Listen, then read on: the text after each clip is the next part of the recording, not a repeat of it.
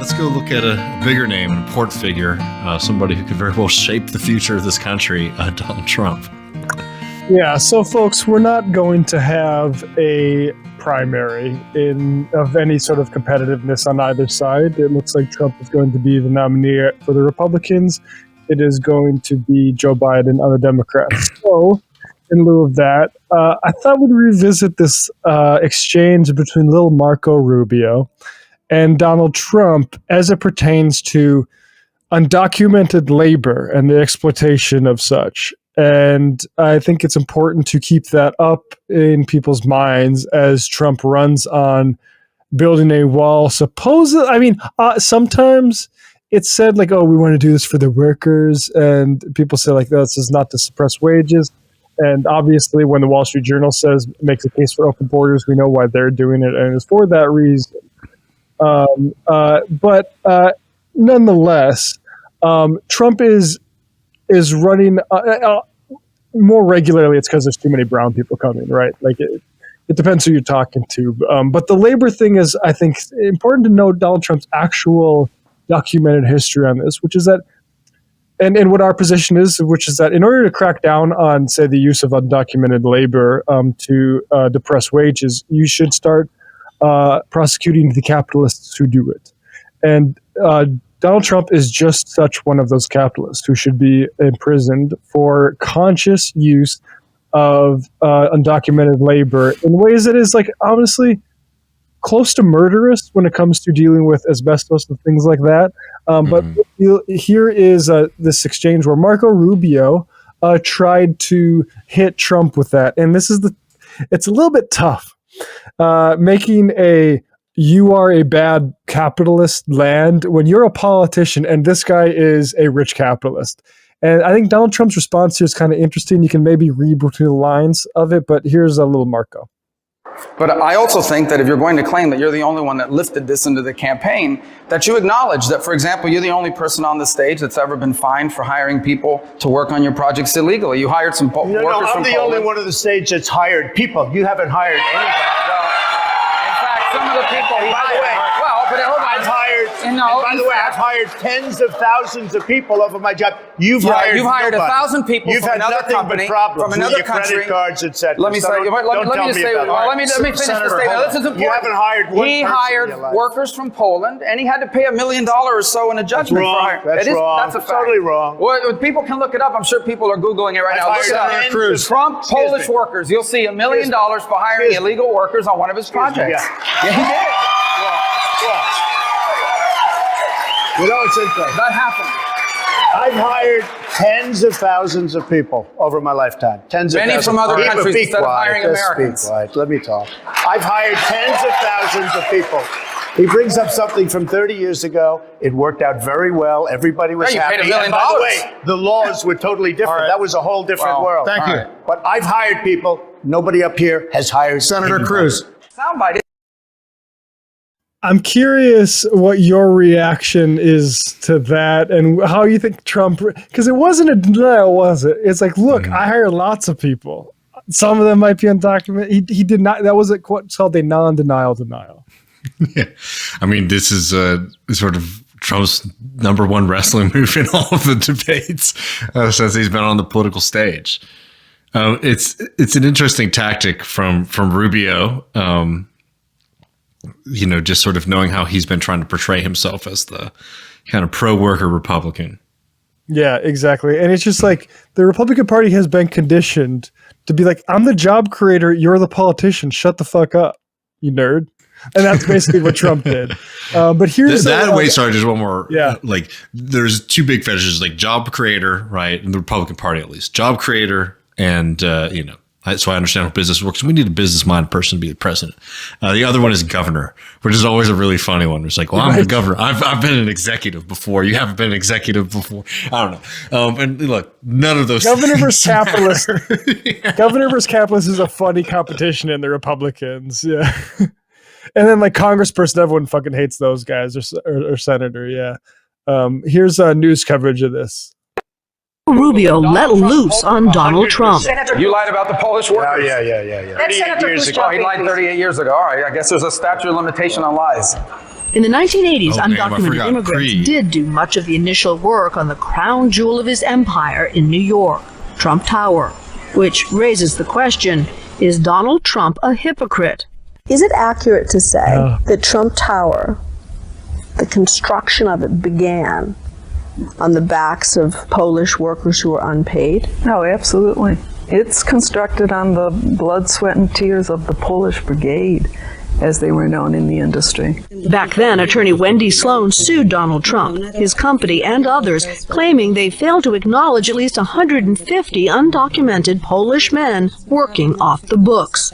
Donald Trump testified and was asked what working off the books in the construction industry meant. His response, I really don't know. They had no.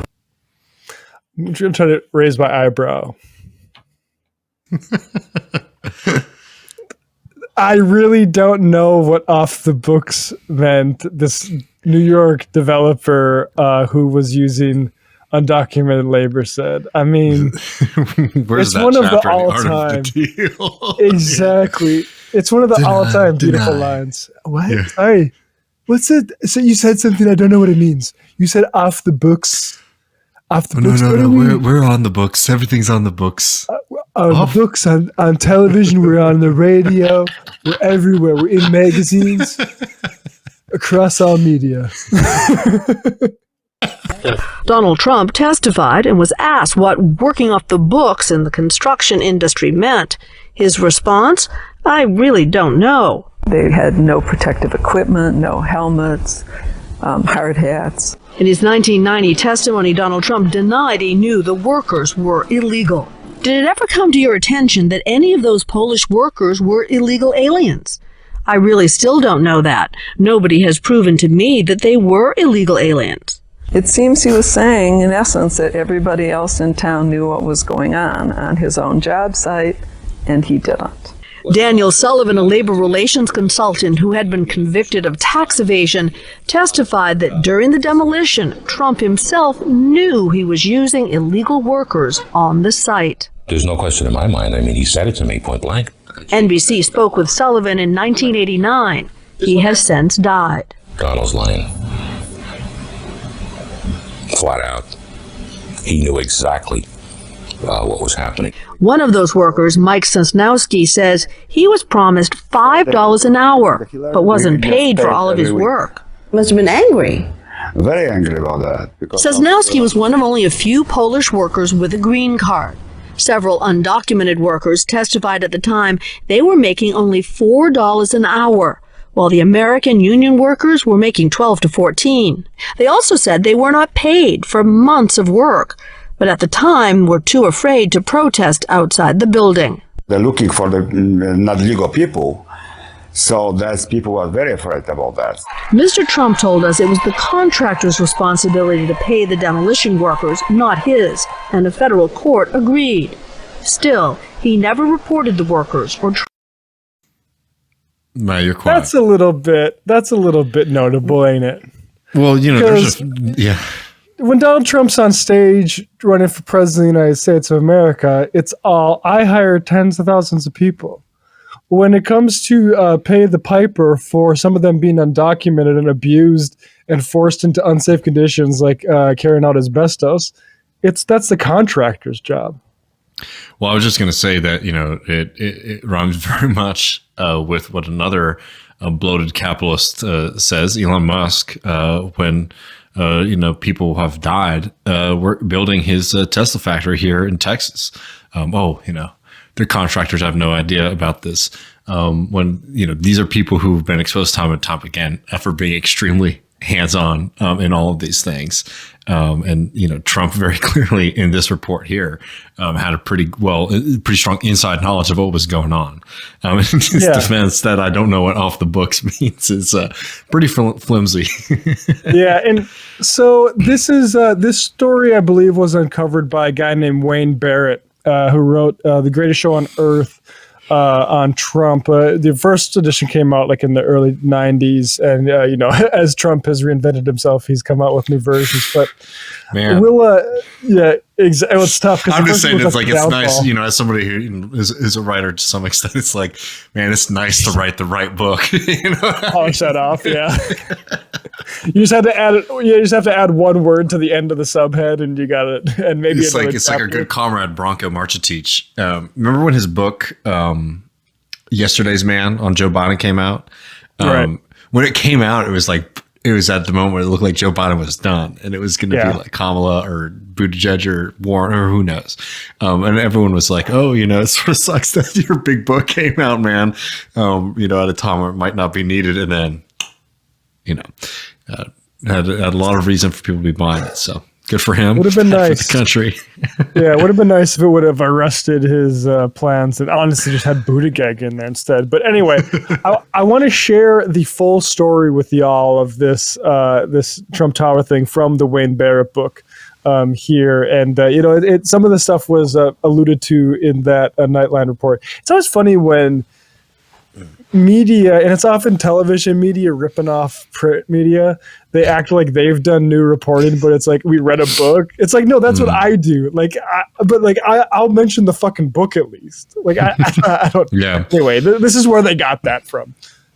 Though Trump Tower was to be Donald's most lavish project, he decided at the very outset to try to cut costs in clearing the site, selecting a demolition contractor with no heavy demolition experience, simply because it had agreed to do the job at Trump's suggested $775,000 price. The contractor, William Koziczki, was able to submit so low a bid because most of his workers were illegal Polish aliens, working at rates 1/2 to 1/3 those of union scale. Koziczki's wife recruited the workers in Poland, promising housing as well as $4 to $6 an hour wages. On Trump's job, 200 of them worked 12 to 18-hour shifts with no days off or overtime and slept in groups of 8 in a slum apartment or motel room. When Koziczki began using his payments from Trump to cover costs on other jobs, as well as to pay the few union workers on the site, he underpaid many of the Polish workers, who were hauling asbestos-covered piping and other materials out of the building virtually unprotected. Though Donald's office throughout the demolition was in the Crown Building, directly across the street from the site, he claimed in subsequent sworn testimony that he did not think he knew anything about the Polish Brigade until probably sometime after the demolition. So faint-hearted a claim of ignorance was transparently disingenuous, since it was Trump himself who discovered Koziczki and invited him to bid on the job. Koziczki had been hired in late 1979 by the company that owned Bonwit to do light interior demolition on a 57th Street store adjacent to the Trump Tower site that Donald had leased to it. While Donald insisted on the witness stand later that he had nothing to do with the work on this side street store, he not only owned it, but he had agreed to give Bonwit $1.2 million to pay for the renovation of it as part of his lease agreement with the company. It was separated by a wall from the other Bonwit building on Fifth Avenue that Donald would subsequently hire Koziczki to demolish totally. Zbigniew Gorin, a Koziczki foreman on both jobs, said that Donald came to the 57th Street job once and said he liked the way the men were working. Gorin recalled that Trump remarked that the Polish guys were good, hard workers. In fact, Trump hired away from Bonwit a construction supervisor who'd overseen its 57th Street. Trump's giant personality is obviously an asset when it comes to playing the media, but it really fucks him when people give evidence against him because it rings so true. Like, he came and said, those Polish guys are real tough workers. It's like, yeah, that rings like a bell. True. Tom McCary, and put him in charge of supervising the Fifth Avenue demolition.